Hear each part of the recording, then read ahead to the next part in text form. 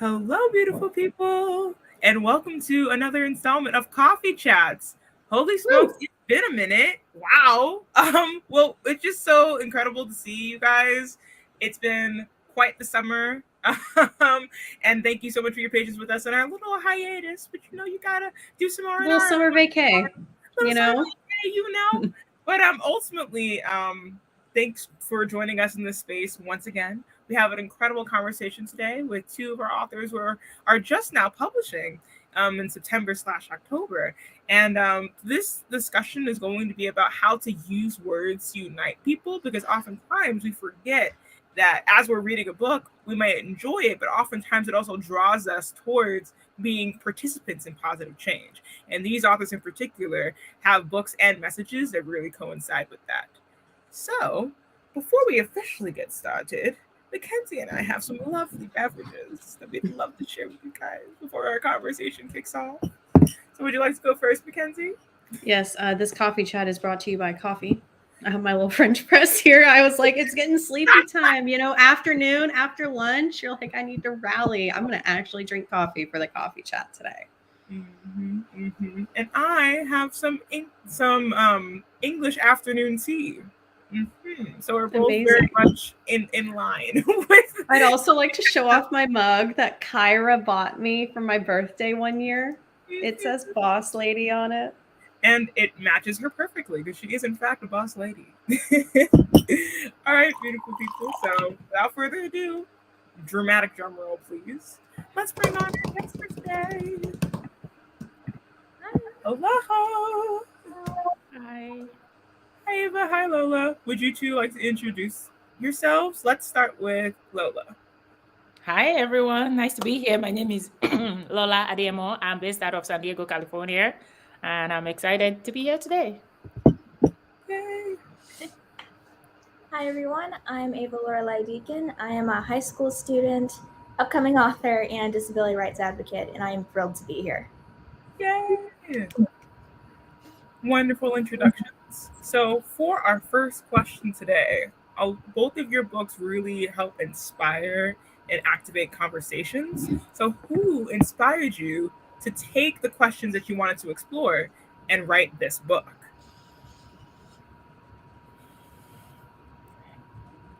Ava, do you want to go first? Sure. So my book is about teen activists who fought for and are fighting for civil rights and civil liberties. But who really inspired me to start writing this book was a member of the Little Rock Nine, Melba Patillo-Beals. At the time, I was a lead plaintiff in a federal discrimination lawsuit when her memoir was assigned as assigned reading for my humanities class. And while reading the book, first of all, I finished it in about a day. I could not put it down. I realized that I was not the only teen who had gone through something similar, like fighting for civil rights and liberties. I saw the potential to be heard, and her book was so inspiring that I wanted to write a book to bring forth the story of kids fighting for a variety of civil rights and having impact. So, yeah. Thank you. So what inspired me to write my book? I will say my book is a lot about storytelling, and it started a lot with my stories.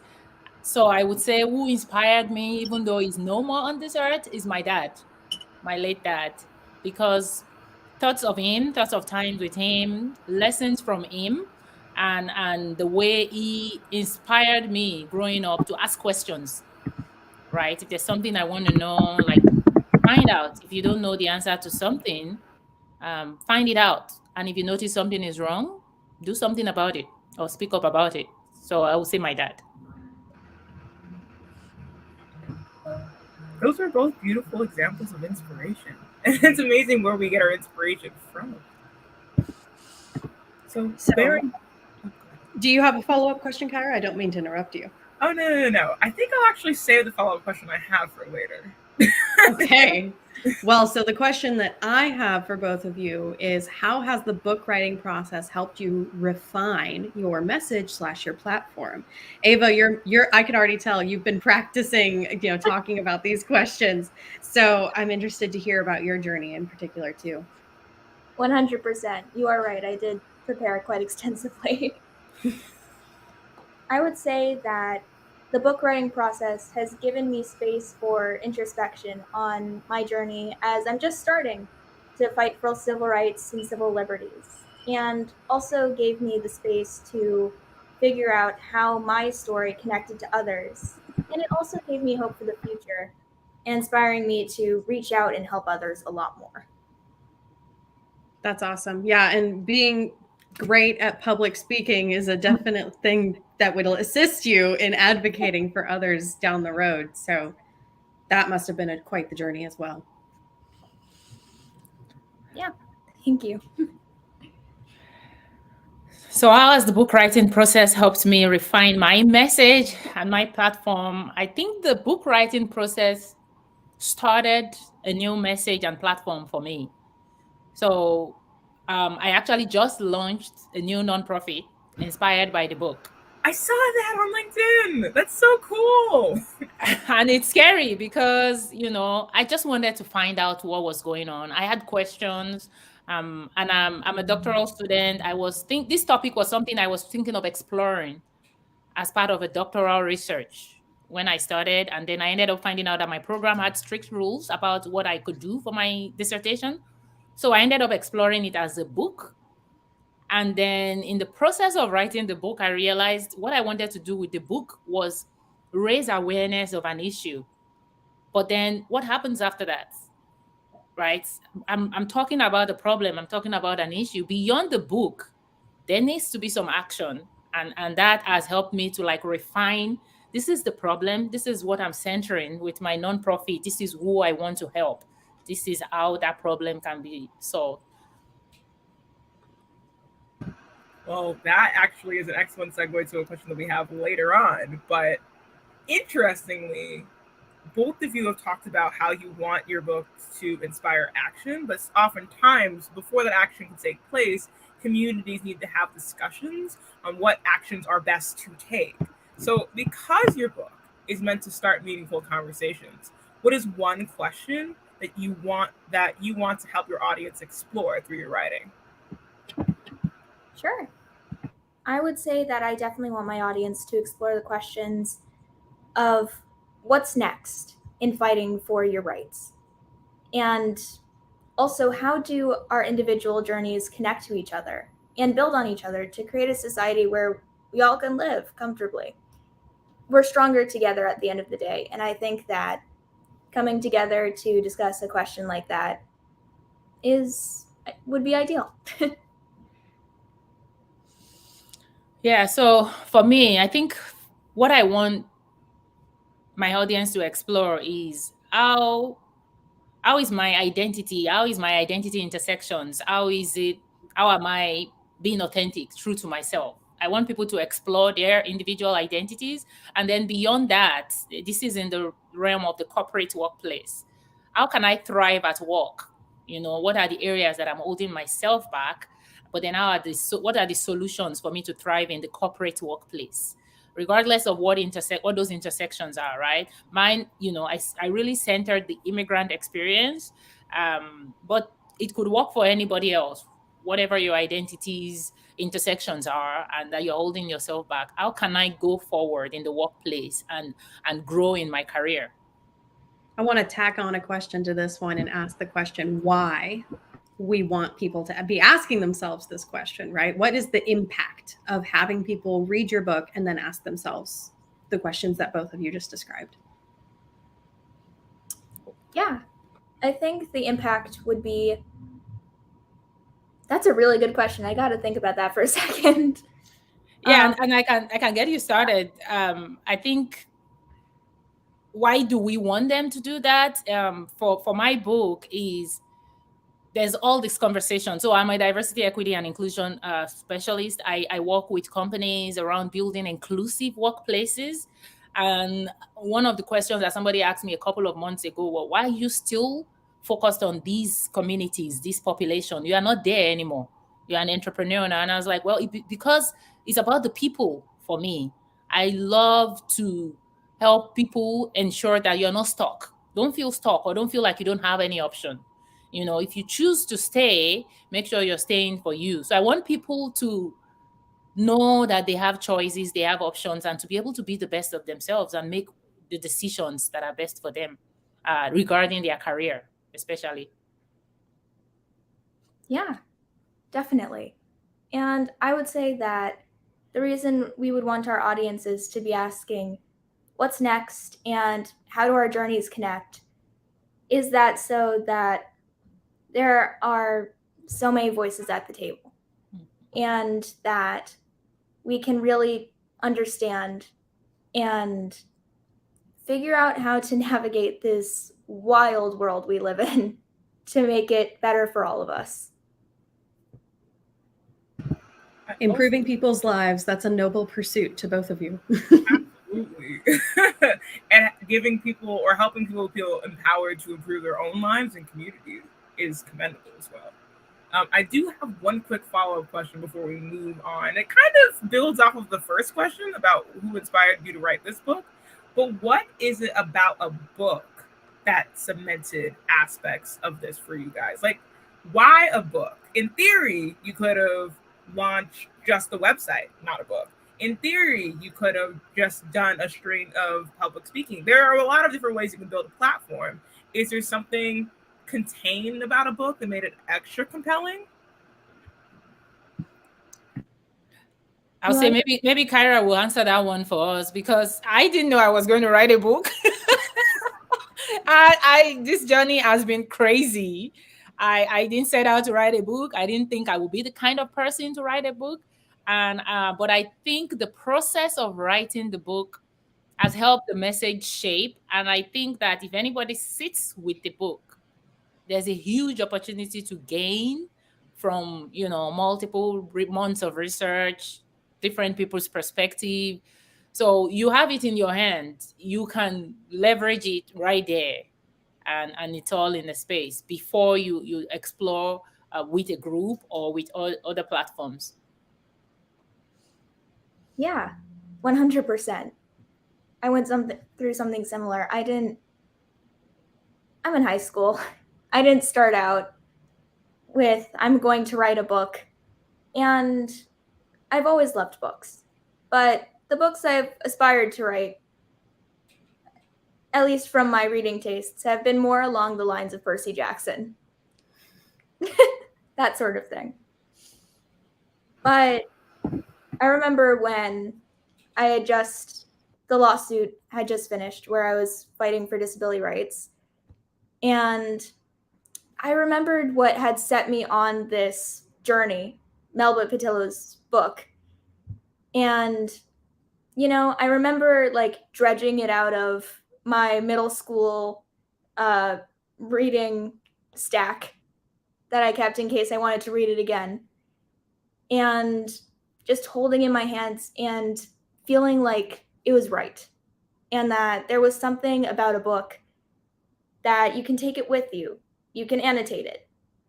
Having a book is a very, I would say, personalized experience because you can do anything you want with it. So yeah, that's how I ended up at book.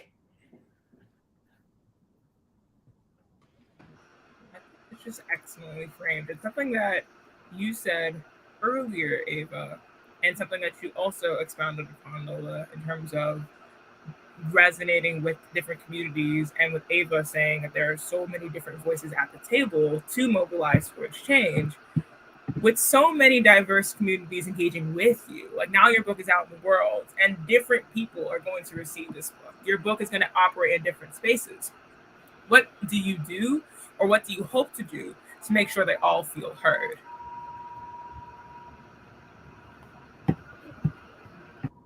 Yeah. Okay. That is an excellent question. I have tried to embed that question and attitude throughout my entire book writing process. The original concept for my book, which I hope still carried through, was telling the stories of civil rights activists in their own words, by doing it through exclusive interviews to really get their perspective and sort of lens on all the issues while they were growing up. sorry, using a diverse set of stories and telling them to authentically portray their individual journeys and all of our journeys and fighting for our rights, I think is essential when you have a diverse set of communities engaging with you. Yeah, I think part of, I'm thinking, oh, did you subconsciously pair Ava and I up together because we just have so many overlaps and similarities? One of the things I did with my book is at the end of each chapter, I have questions. And it's it's not an exhaustive list of questions, but it's a way to make sure that you've read this chapter about all of the stories, you've seen all this. My hope is that at the end of reading a chapter, you pause and you think. And those questions, the way you answer those questions are going to be personal for you. You're reading people's stories. Hopefully, you're widening your perspective of something that you haven't thought about before. So I included questions at the end of each chapters for people to just sit and let those questions prompt your thinking. You did a great job at jumping ahead into our next question here, which was what I was thinking of asking was, in addition to pausing and like reading and thinking about the questions that you're asking them, they've closed the book, they're about to proceed on with their lives. What actions do you hope your readers will take after finishing? You want to start? Yeah, so I think I put a plug there for people to find communities to explore it. So I would hope that you will get some of those questions answered for yourself. Also hoping you will join a community of people or start a book discussion around this topic, because the idea is it's not just I read this book, this is what I learned, and I move on. Is be part of the conversation, start the conversation. So joining a group or starting a book reading session to have these conversations with others. I think you were right. I think they did pair us up because of our similarities. Yeah. I would say that the action I want my readers to take is examining their own lives for opportunities for change. Whether it's something as small as adding a recycling bin into their classroom, or something as big as organizing a protest. I think that by examining our everyday lives and really looking for opportunities for change and also connection to other people in order to help us with that change, I think that, yes, that's the action I want my readers to take. I'm appreciative of your very concise and straightforward responses. So there are actually a few audience members that have questions as well. So I'm going to go ahead and pull this one up onto the screen here. This is fun. We love audience participation. So Vincent wants to know, how do you balance your book and advocacy so that it doesn't feel like one only exists to promote the other? Or is it better to prioritize one over the other? That's really hard. It's a good question, Vincent. It's kind of a chicken and egg situation, right? Like if you decide why did you decide to write the book? Because you wanted to advocate for something. And then now that you have the book, you feel like you have a better platform to advocate for something. So then how do you balance after the fact? I think, yeah, that's a question I've had to ponder myself because, again, I didn't think I was going to write a book. It's just there's something about the underrepresented voices of immigrants in the corporate workplace that I wanted to help advocate for. And I'm actually thinking the other way. I think being part of a structured program to write my book has been key to help me think about my book as a product that is going to live on. Because for me, I didn't have sales goal. I didn't have any goal around selling the book, selling this many book. I was just thinking more about getting the message out. But it's been really helpful to have a structured support so that I'm now thinking of, wait, I actually have a book that people will pay money for, right? So that part has been like, I'm still getting used to that. I think it's one and the same, but we do need to balance both, right? Because it's your book, you spent money on it, and of course I want people to buy it. But I also use it to promote. First, speaking is more important for me, that I do a speaking engagement around the book than I sell the copies, if it makes sense. Having your book as a resource to support your advocacy efforts. Yes. Yeah, definitely. Building off of that, I love what you're saying about speaking engagements. I completely agree. I think also writing this book, again, in a structured program, has helped me organize my advocacy. Anybody who has seen my backpack knows that I am not a terribly organized person. But giving me the structure to actually complete a book and do interviews in that time has really helped me structure the way that I approach advocacy as well. I find myself, while my current book is about to be published, yay, I find myself looking into more rights and more issues to write about in a book.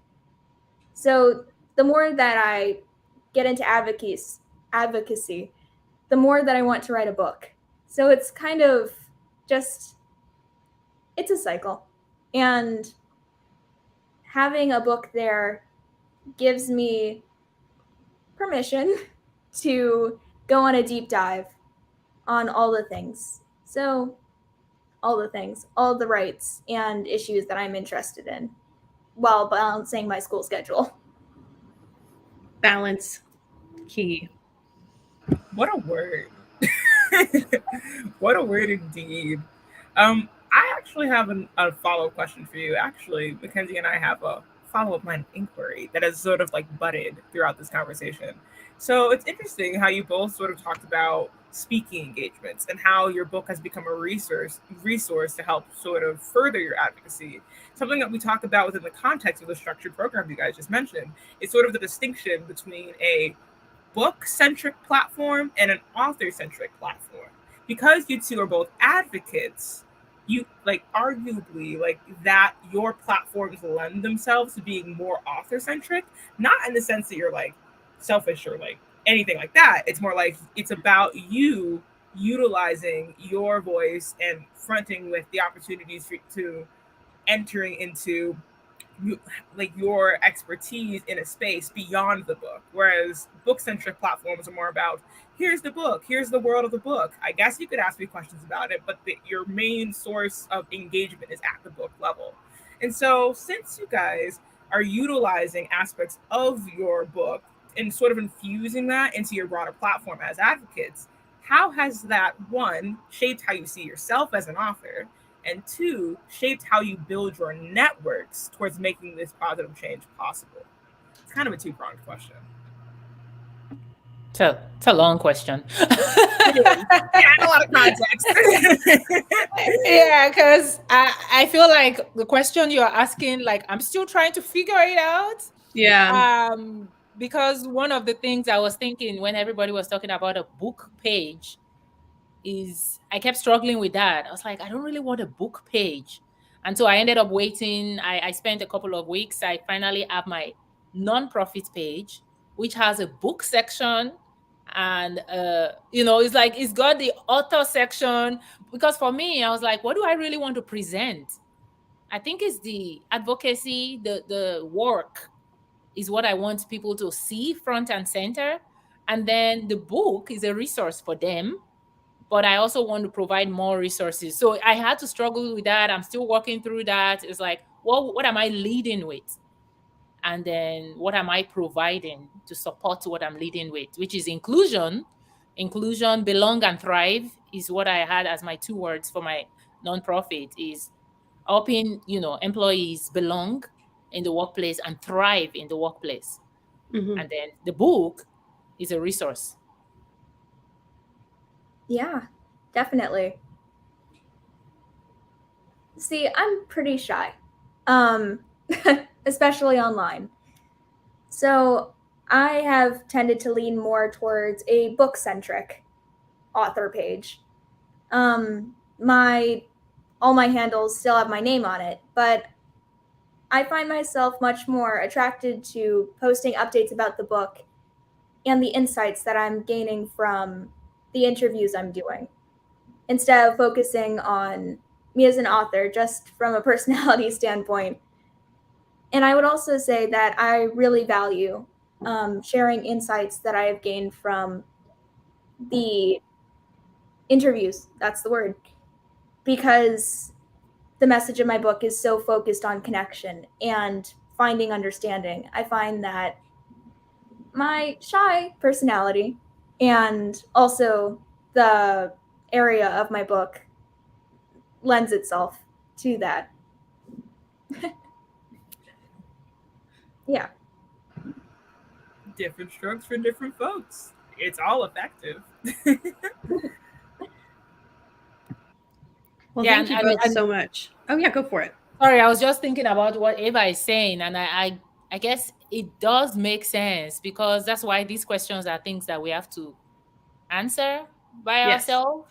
It's not something that is canned, and everybody, I know our, the revision editors always make that very clear. It's like, we have this process, but you think about who you are and what you are doing, right? Because I'm surprised to hear Ava talk about a persona being book focused, because I feel like you have a stronger message around your brand, but then your personality comes into play as well. So I love it.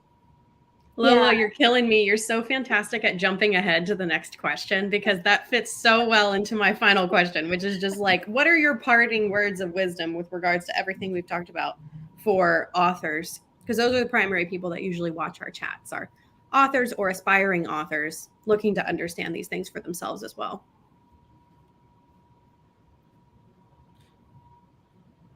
I think the first thing I would say is, if you're like me and you're not very organized, or you have all the crazy ideas, please join a structured program.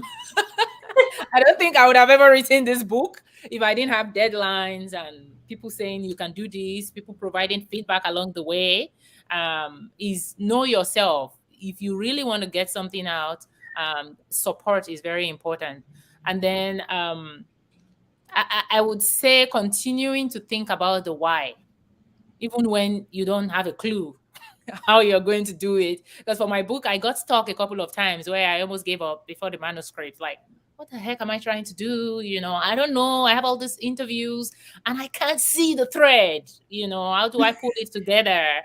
And my revision editor was like, you have something here, do this and, try and think about this broadly. And I would just say, keep your why. What am I trying to achieve? Keep asking yourself that along the way, and your message will come out in the book, even if it's nonfiction, even if it's fiction. Yeah, that forest through the trees kind of mentality. Yeah, definitely. And I would also say that exceptionality is forged and honed. If there's anything that I've learned from interviewing all these amazing people, like, oh my gosh, I cannot tell you how many excited texts I sent to my friends before every interview. They started out as regular people. And in terms of writing a book, that also applies. I must say my first draft was not great, admittedly. But if you really want to connect to people or just get your message out there, we all have to start somewhere. And your your captions today might just be a stepping stone for you to write a whole play like Hamilton. We all have to start somewhere. Yeah. Absolutely. What you guys both said really resonated with me. But Lola, with your emphasis on the importance of support, especially if you know, like, for yourself that you need that community support. I know that was true for me when I went through this process. And Ava, you got to start somewhere. Every first draft for every author is literally trash. Like, it's never like a first draft is always just like, who wrote this? Going through the refining, you're right. Exceptionality is refined and honed. I think that was a beautiful phrase. So, yes, absolutely. I concur with all aforementioned statements. Thank you both so much for your time this afternoon and your responses and your participation. Much appreciated. Thank you for having me. Thank you for having me. Yeah, thank you. All righty. Well, you guys have a great rest of your day. Have a great holiday weekend. Holy smokes. That's crazy. I still have one more. Oh, sorry. She still has one more day. Oh, yes. So thank you all for coming and watching. Yes, Kyra. Oh, well, I was just going to say what you just brought up on the banner. Well, basically, look at that. Look at that. Boom. We're aligned. But basically, we're happy to be back in the saddle of things with the start of the school years. Comes the revival of coffee chats after our summer hiatus. So we have a lot of fun content in store for you guys. If there's a topic that you would like to see us discuss, do not hesitate to drop them inside of the chat below.